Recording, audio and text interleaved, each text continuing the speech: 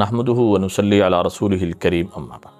بد نظری سے کیا کیا نقصان ہوتے ہیں اور کیا کیا عظیم نعمتیں انسان سے چھن جاتی ہیں کہ بد نظری کا وبال اور نحوست انسان سے کیا کیا کروا دیتا ہے، جی ہم سوچ بھی نہیں سکتے۔ ہماری فجر کی نماز قضا ہو جاتی ہے اور بار بار ہوتی ہے اور ہوتی رہتی ہے، اور ہم یہ کہتے ہیں کہ جی میری آنکھ نہیں کھلی۔ پھر ایک وقت یہاں ایسا آتا ہے کہ انسان سے فجر کی نماز جو بار بار قضا ہو رہی ہے، وہ جو گناہ ہے وہ بھی ذہن سے ہٹ جاتا ہے۔ تو یہ اصل میں پیچھے بد نظری کا وبال ہوتا ہے۔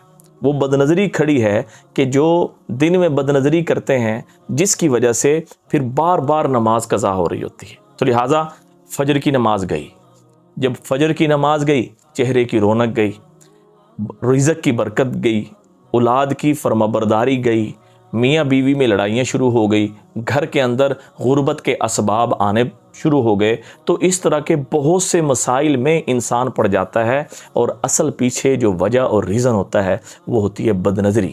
بعض لڑکے تو اس گناہ کو گناہ ہی نہیں سمجھتے، اگر بندہ نماز پڑھتا بھی رہے پھر تکبیر اللہ فوت ہونا شروع ہو جاتی ہے، اور انسان کا ذہن کہہ رہا ہوتا ہے کہ یار وہ کاروبار تھوڑا سا بڑھ گیا، اس وجہ سے ادھر مصروفیت ہو گئی۔ نہیں، وہ ہوتی ہے بد نظری کی نحوست۔ جو نحوست جو ہے اس کو تکبیر اولیٰ پر آنے کی توفیق دیتی نہیں۔ اور تکبیر اللہ سے ملتا کیا ہے؟ پتہ ہے تکبیر اللہ سے کیا ملتا ہے؟ فرمایا کہ جو بندہ 40 دن، اللہ کے نبی نے فرمایا 40 دن تکبیر اللہ کا اہتمام کر لے، اللہ اسے 2 پروانے دیتے ہیں، گویا کہ 2 سرٹیفکیٹ اللہ اس کو دیتے ہیں۔ نمبر 1 جہنم سے چھٹکارا، یہ جہنم میں نہیں جائے گا۔ نمبر 2 وہ منافق ہو کے نہیں مرے گا۔ ملا کس بات پہ؟ تکبیر اللہ کا اہتمام۔ لیکن یہ چھوٹ کیوں گئی؟ بد نظری کھڑی ہے، اس کی وجہ سے یہ سارے کے سارے نقصانات ہو رہے ہیں۔ پھر کہتے ہیں جی حضرت میں تو پہلے تہجد پڑھتا تھا، لیکن جو ہے اب رات کو تھکا ہوا ہوتا ہوں اور جس کی وجہ سے تہجد میں نہیں اٹھ سکتا۔ نہیں، جب بندہ اللہ سے لو لگا لیتا ہے، اللہ سے لگ جاتی ہے، اللہ سے اب لگنے میں جو رکاوٹ آ رہی ہے بیچ میں، وہ ہوتی ہے بد نظری۔ اب بد نظری سے تہجد کی نماز بھی فوت ہو گئی، اور تہجد کیا ہے؟ اللہ اکبر، جو انبیاء علیہ الصلوۃ والسلام پہ فرض تھی، اور سارے صحابہ رضوان اللہ تعالی علیہم اجمعین تہجد کا اہتمام اکثر بہت زیادہ مقدار میں کیا کرتے تھے۔ لیکن بعض لوگ ماشاءاللہ یہاں بھی ہیں جن کی برسوں تہجد فوت نہیں ہوتی، لیکن جو لوگ بد نظری میں پڑ گئے اور اس نشے میں لگ گئے، اب یہ نشہ جو بد نظری کا ہے یہ ان کو تہجد بھی فوت کروا رہا ہے۔ اس نشے نے ان کی تہجد کی توفیق بھی چھین لی، تو لہٰذا تہجد بھی گئی، اور انسان کہہ رہا جی میں تھکا ہوا ہوں، اٹھ نہیں سکتا۔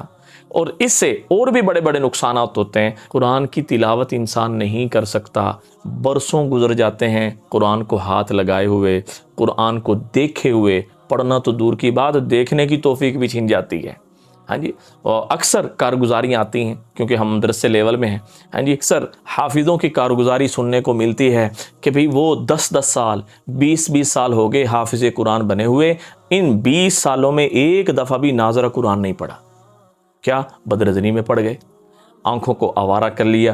جب آنکھیں آوارہ ہوئی، فرمایا کہ نظر شیطان کے تیروں میں سے ایک تیر ہے، جس چیز پر پڑتی ہے اس کا عکس لے لیتی ہے۔ اب نماز پڑھنے کو دل نہیں، تہجد پڑھنے کو دل نہیں، تکبیر اللہ گئی، اب اس کے بعد قرآن بھی گیا۔ اور دوسرا پھر کیا ہوتا ہے نقصان؟ ایک نقصان یہ ہوتا ہے کہ دعائیں مانگنے کی توفیق چھن جاتی ہے۔ دعائیں مانگنی، اب بندہ ہاتھ اٹھاتا ہے، اب جو ہے نا جی ذہن کدھر، دل کدھر، زبان سے کیا نکل رہا ہے کوئی پتہ نہیں، اور پیچھے بد نظری کھڑی ہے۔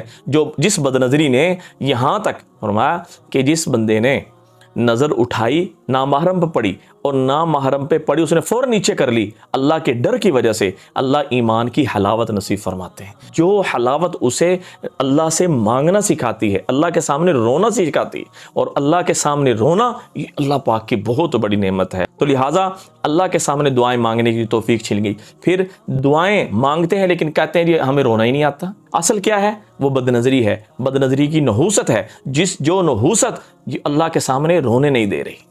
اس سے یہ نقصان بھی ہوا کہ بھئی بد نظری سے اللہ کے سامنے رونے کی توفیق چھن گئی، اور فرمایا کہ جو آنکھیں اللہ کے سامنے رونے سے خشک ہو جائیں اس کی بدبختی کے لیے صرف اتنا ہی کافی ہے۔ پھر ایک اور عظیم نعمت مسنون دعائیں یاد ہیں. دیکھیں بعض لوگ ہوتے ہیں جنہیں یاد ہی نہیں ہو سکتی نا. بعض لوگ ہوتے ہیں کہ جن کو مسنون دعائیں یاد ہیں لیکن پڑھ نہیں سکتے. ٹائم بھی ہے, کیا پیچھے کیا ہے؟ بد نظری کے وبال کی وجہ سے انسان مسنون دعائیں یاد ہوتے ہوئے بھی صبح شام کی جو مسنون دعائیں وہ پڑھ نہیں سکتا. ٹائم بھی ہوتا ہے سارا کچھ.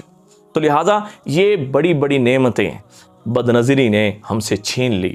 ہمارا نوجوان, ہماری نوجوان کی آنکھیں اس بد نظری کو گناہ ہی نہیں سمجھ رہے بلکہ اس کو فیشن سمجھتے ہیں, اور اس کو انجوائے کرنے کے لیے اللہ معاف فرمائے مختلف جگہوں پہ جاتے ہیں, اور جگہوں پہ جا کر کسی کی ماں بہن بیٹی کو غلط جملے بولنے, غلط جملے کسنے, ان کو مختلف طریقے سے چھیڑنا, تو یہ بہت بڑا گناہ ہے.